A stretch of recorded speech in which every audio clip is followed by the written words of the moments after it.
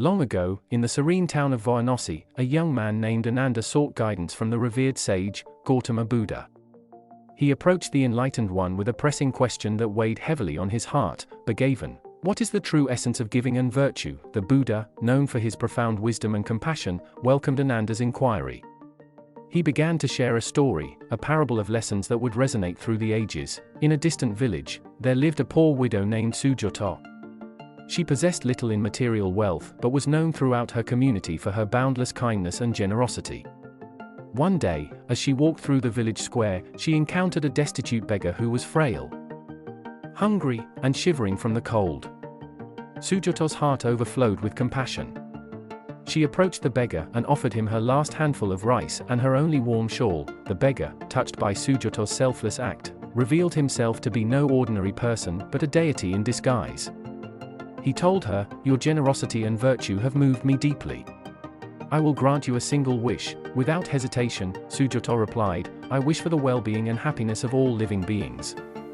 Let my actions be a beacon of compassion and generosity." The deity, deeply pleased by her noble wish, granted it without delay. From that moment on, Sujata's life was transformed.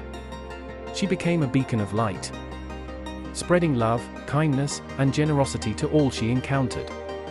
Her deeds inspired others to follow her example, creating a ripple effect of kindness throughout the village. As the Buddha concluded the parable, he turned to Ananda and said, "Ananda, the story of Sujata teaches us that true giving and virtue come from the heart. It is not the material value of what we offer, but the intention behind our actions that matters most."